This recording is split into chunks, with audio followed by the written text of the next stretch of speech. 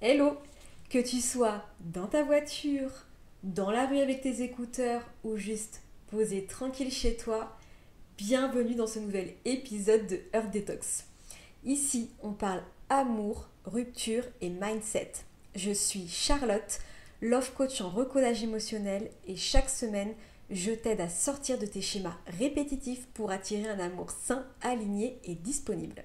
Avant qu'on commence, si tu m'écoutes sur Spotify et Deezer, pense à mettre 5 étoiles et à laisser un petit commentaire. Ça aide énormément le podcast à être découvert.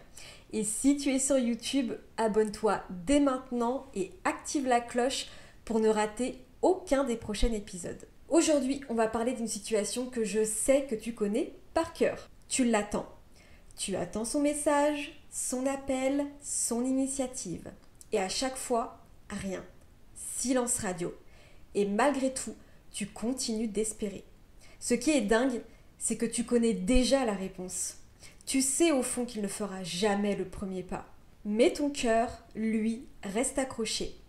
Et c'est exactement ce qu'on va décortiquer aujourd'hui. C'est parti.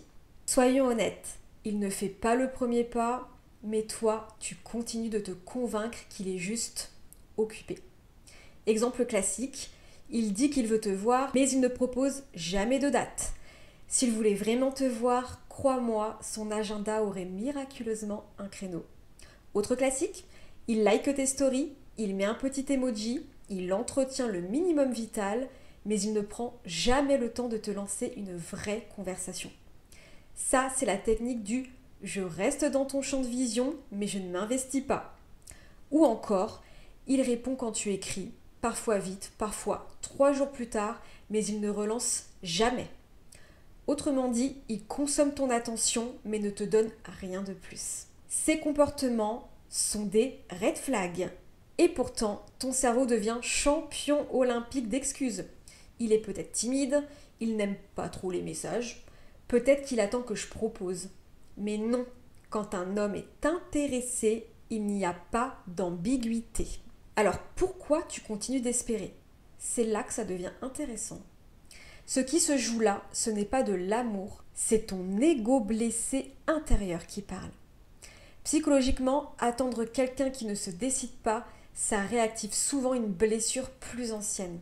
La peur de l'abandon, le besoin de reconnaissance ou encore l'idée qu'on doit mériter l'amour. Chaque petit signe qu'il t'envoie, un like, une réponse rapide, c'est comme une petite dose de dopamine. Ton cerveau s'emballe. Ah, cette fois, ça va peut-être évoluer. Et tu t'accroches à ça, comme on s'accroche à une promesse jamais tenue.